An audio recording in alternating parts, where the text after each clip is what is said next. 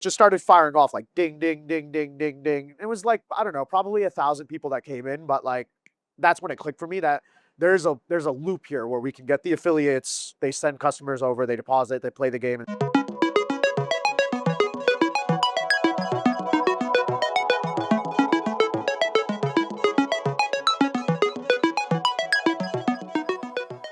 So let's go back because I think what I always try to take away is the mental component to get to the other side. And I've seen it in you, I've seen it in Adam, where and not, I mean, a handful of people who've worked with me for a long time have kind of know this about me. When I went to school, and the reason why I did computer science and then biomedical engineering, I have a secret third degree where I was in construction, and then ended up dropping out after the construction, was because it took that much time failing company after failing company after failing company to also have an experience where I'm older than all the other students and having that self-doubt of like, hey, is this ever going to work?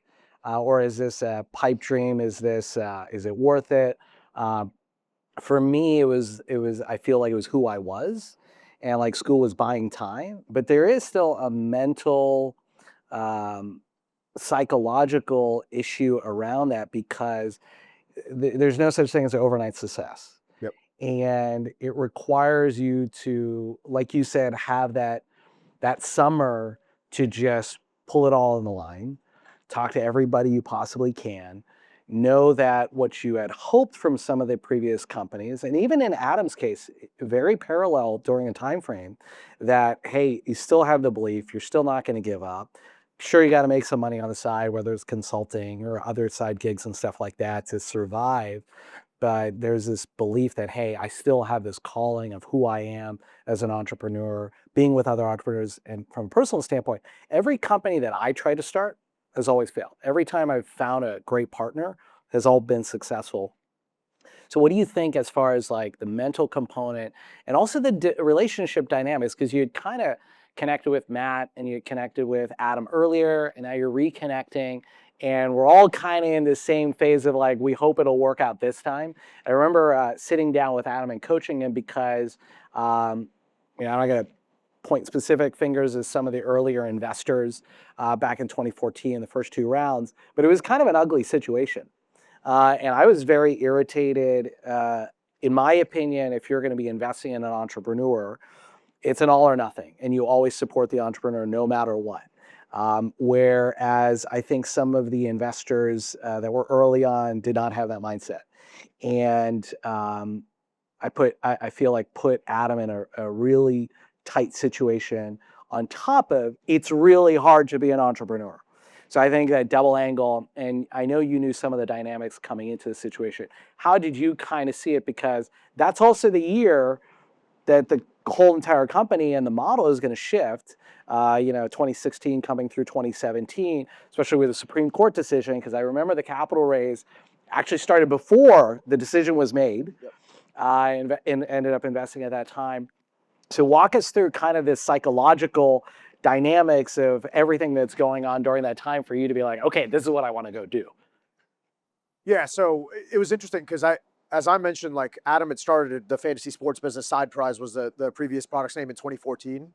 So I didn't walk into a clean situation. To your point, Adam's last co-founder on that product was peeling off and decided to go do basically something else. And during that time, Adam, during like right after the Supreme Court decision, actually that may have happened in 2018, but right leading into that, he's starting to formulate the idea of what PrizePicks or the new product will look like. And so there's an existing cap table, some money that he's raised from angel investors. And to your point, like people that were being very difficult on just understanding that early stage investments sometimes just go to zero. So, and you start a new business, this is a completely new product, etc. So it was interesting. Frankly, like looking back on it, I wish I was more well-versed on some of this stuff because I would have been more vocal and influential in some of those conversations around, does it make sense? I won't go into details, but does it make sense to recapitalize and take the existing business and just continue it, or start from scratch? Me and Adam are now going to draw up the new cap table and go forward here.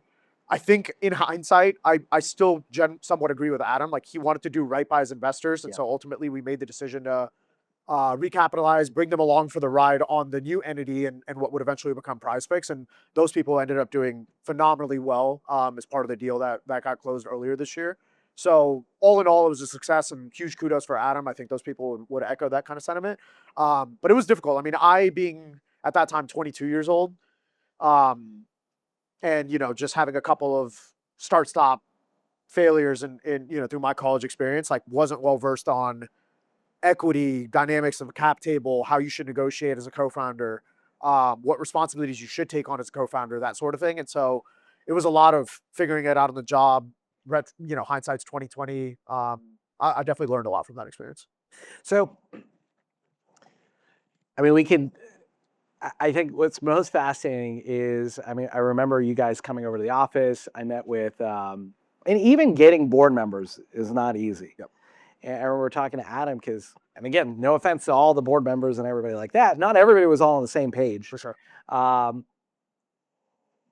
the Supreme Court makes a decision, and to some degree, we're off to the races, and we're starting to get the company up and running, the models, the economics, trying to figure it out as almost like a dead sprint. It's moving pretty quickly because you kind of had a little bit of lead time coming into the Supreme Court decision to kind of know how to think about the business model and how the game was going to be. And I remember playing with the app and getting the early stuff.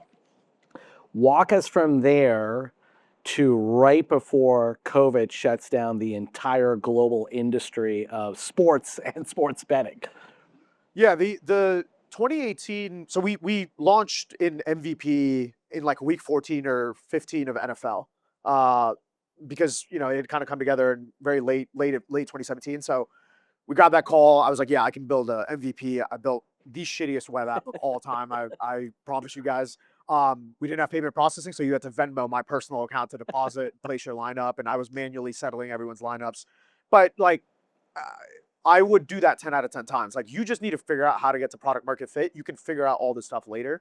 That was my biggest, like, I was very in tune with that at that point because I had failed so many times leading up to it. Like, I wasn't going to make the mistake of sitting in my room and building the perfect app and having no business model behind this time because I had done that 10 times already. So it was like what really attracted to me to this business was, hey, there's a baked in revenue model from day one on a B2C thing. This could be huge if it's legal.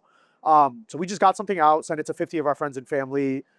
I think 40 of them Venmoed me or something. And like, that was the signal that I needed. That was like, there's obviously authentic demand here. People love to, for all intents and purposes, bet or make fantasy lineups or whatever you want to call it. Now we just need to figure out product market fit, the legal opinions, payment processing, all these kinds of things. So 2018 was very focused on that. First, getting our legal opinions written up, getting PayPal to accept us as a true legal entity, and what we were doing is actually classified as fantasy. Took up months. We got our PayPal approval in like fall of 2018.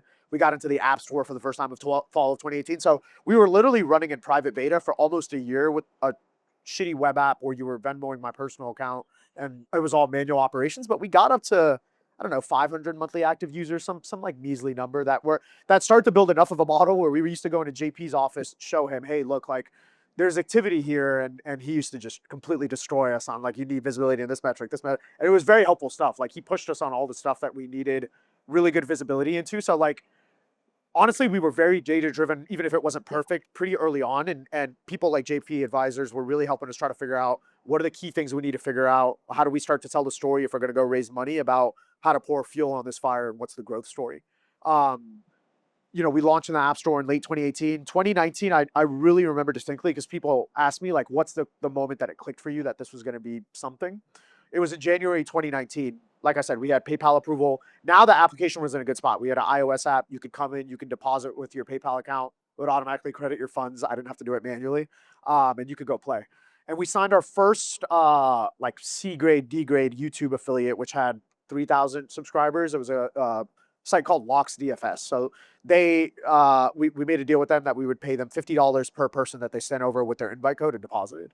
They made like a stupid little video of here are my NHL picks because we were in like mid-season for tonight, and we had a Slack channel where we had a webhook for every deposit that came in called new deposits, and it just started firing off like ding ding ding ding ding ding. It was like, I don't know, probably 1,000 people that came in, but like, that's when it clicked for me that there's a loop here where we can get the affiliates, they send customers over, they deposit, they play the game, and now they're in the ecosystem.